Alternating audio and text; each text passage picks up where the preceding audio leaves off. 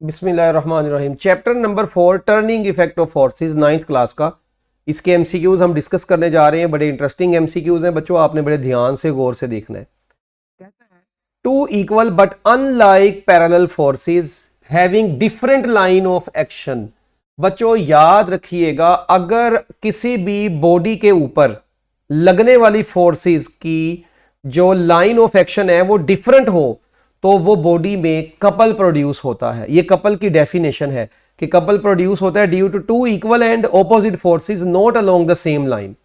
ठीक है, इसके लिए मैंने यहां पर एक डायग्राम सी आपकी बुक से उठाई है। अगर आप इस डायग्राम पे थोड़ा गौर से देखें, इसको मैं थोड़ा जूम करता हूं तो आप इस डायग्राम को गौर से देखें। यहां पे आपको एक ना वो जिसको पाना बोलते हैं, ठीक है उर्दू में, हाँ वो आपको नजर आ रहा है। ये गाड़ी का टायर भी आपको नजर आ रहा है। सपोज करें आपकी गाड़ी का टायर खराब हो गया किसी तरीके से, आपने इसको चेंज करना है, आपने इसके नट को खोलना है। अच्छा, तो अब क्या वहां पे हाथ से खोलना शुरू कर देते हो नट को? नहीं, उसके लिए ये हमने स्पैनर बनाया हुआ है। अच्छा, अब इस स्पैनर में आप देखें कि यहाँ पे एक फोर्स, कभी आपने देखा हो कि एक फोर्स ऊपर को लगी है, दूसरी भी यहाँ से लगाई हो और ये खुल जाए? माशाल्लाह, ऐसा थोड़ी है भाई, जो तुमने चाहना कि वही हो जाए, ऐसा थोड़ी है। तो यहाँ पे फिजिक्स लगानी पड़ेगी आपको। आपने क्या काम करना है, अगर देखें इसके ऊपर आपने फोर्सेज लगाई हैं, तो अब एक फोर्स अगर अपवर्ड डायरेक्शन में लगी है, दूसरी फोर्स डाउनवर्ड डायरेक्शन में लगी है, तो टू फोर्सेस लगी हैं ऑपोजिट डायरेक्शन में, और इसकी line of action of force ये है, इसकी line of action of force ये, दोनों की line of action of force different है। तो line of action of force अगर डिफरेंट हो तो याद रखिएगा, line of action of force अगर डिफरेंट है और दो फोर्सेस एक्ट कर रही हैं ऑपोजिट डायरेक्शन में, ठीक है, अनलाइक है ना, ऑपोजिट है, एक ऊपर को है एक नीचे को है, तो ये हमेशा कपल प्रोड्यूस करवाती हैं। इसके बाद the number of forces that can be added by head to tail rule. भाई 2 कर लो, 3 कर लो, जितनी मर्जी करो, आपकी अपनी मर्जी है। हेड टू टेल रूल ने थोड़ी कहा था 2 फोर्सेस के साथ ही मैं बनाऊं, 3 फोर्सेस को ऐड कर लो, 4 को ऐड कर लो। The number of perpendicular component of a force. अब वर्ड उसने बोल दिया परपेंडिकुलर कंपोनेंट, अगर तो परपेंडिकुलर का लफज ना बोला होता, वो पूछता है number of component of a force, तो भाई जितने मर्जी टोटे करो, तुम्हें क्या लगे, इनफाइनाइट फिर आंसर होगा। मगर अगर परपेंडिकुलर की बात कर दी है तो अब एक एक्स कंपोनेंट होगा और एक वाई कंपोनेंट होगा प्लेन में। और आपकी किताब में क्योंकि प्लेन के अंदर ही 2 डायमेंशनल चीजें डिस्कस की गई हैं, इसलिए हम इसका आपकी बुक के मुताबिक आंसर 2 परपेंडिकुलर कंपोनेंट बनेंगे। और आपको अगर याद हो कि अगर हम फोर्स के 2 परपेंडिकुलर कंपोनेंट पढ़ते हैं, एक पढ़ते हैं एफ एक्स और दूसरा कौन सा पढ़ते हैं बच्चों, एफ वाई। जो एफ एक्स होता है ये एफ कोस थीटा के बराबर होता था और एफ वाई बराबर होता था एफ साइन थीटा के। तो ये आपने दोनों फार्मूलाज पढ़े हुए हैं, ये बड़े इंपॉर्टेंट फार्मूलाज हैं। ये मैग्नीट्यूड ऑफ एक्स कंपोनेंट निकालने का और ये वाई कंपोनेंट निकालने का फार्मूला होता है। तो 2 परपेंडिकुलर कंपोनेंट्स होते हैं। इसके बाद a force of 10 Newton is making an angle of 30 degree with the horizontal, यानी एक्स एक्सिस से एंगल दे दिया है। कहता है इसका हॉरिजॉन्टल कंपोनेंट बताएं। अभी बताया हॉरिजॉन्टल कंपोनेंट निकालने का formula F x is equal to F sine theta. F की वैल्यू आपको 10 दे दी गई है और साइन 30 डिग्री। अब जो साइन 30 डिग्री होता है बच्चों, ये साइन 30 डिग्री जो होता है ये किसके बराबर होता है, हॉरिजॉन्टल कंपोनेंट मालूम करना है। तो F x is equal to F cos theta है ना, सॉरी यार, तो यहाँ पे भाई कोस आएगा ना, क्या पी के आए हो तुम? अच्छा ये देखो F x is equal to F cos theta.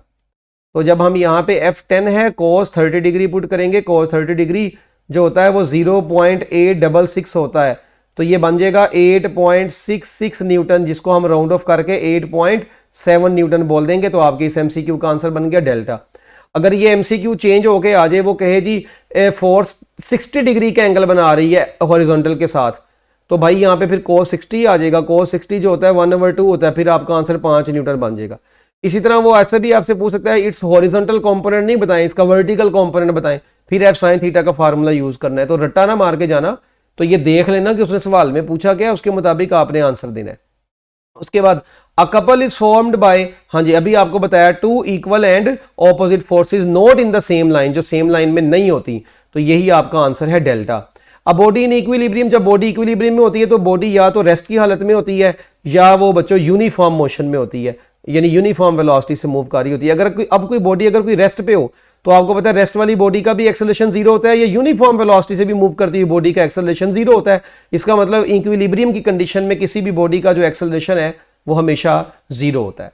अब आपने बुक में बच्चों इसके बाद इक्विलिब्रियम की जो है वो टाइप्स पढ़ी हुई हैं। स्टेबल इक्विलिब्रियम, ठीक है, सॉरी ये टाइप्स तो नहीं है, टाइप्स तो इसकी 2 हैं, स्टैटिक इक्विलिब्रियम और डायनामिक इक्विलिब्रियम।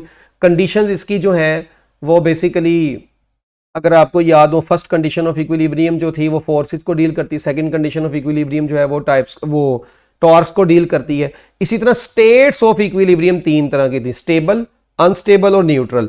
ये न्यूट्रल इक्विलिब्रियम में सेंटर ऑफ ग्रेविटी जो होता है बच्चों, वो अपनी हाइट को डिस्प्लेस यानी बरकरार रखता है। ठीक है, जिस तरह ये अब मैंने यहाँ पे आपकी बुक से ये एग्जांपल उठाई है, जिस तरह यहाँ पे आपको ये बॉल नजर आ रही है। ठीक है, अब आप अगर इस बॉल को देखें तो ये बॉल पहले इस पोजीशन ए पर है। ठीक है, यहाँ पे इसका कहीं पे सेंटर ऑफ ग्रेविटी यहाँ पे है, कहीं पे ये लो, ये इसका सेंटर ऑफ ग्रेविटी है। ठीक है, अच्छा अब जब ये यहाँ पे पहुंची है तो भाई ये इसका सेंटर ऑफ ग्रेविटी अभी भी अपनी जगह पे ही है। तो सेंटर ऑफ ग्रेविटी जो होता है वो अपनी पोजीशन को बरकरार रखता है। तो centre of gravity keeps it's height if displaces, अगर उसको डिस्प्लेस भी कर दें वो अपनी हाइट को बरकरार रखता है। So answer is Charlie.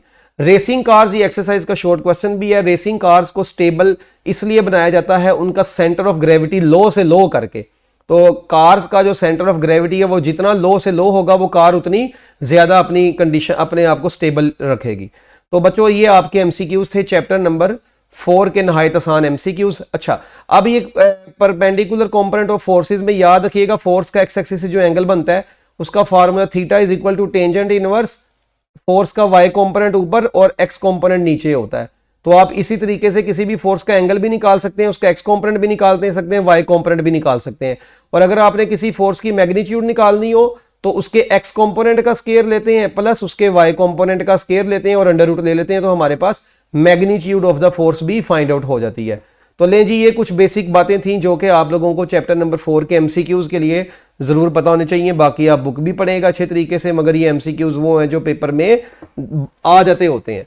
तो ये एमसीक्यूज जो गलत लगे होते हैं कई की बुक्स में, इसलिए मैंने कहा था चलो मैं बच्चों को ये बता दूं। Best of luck, Allah Hafiz.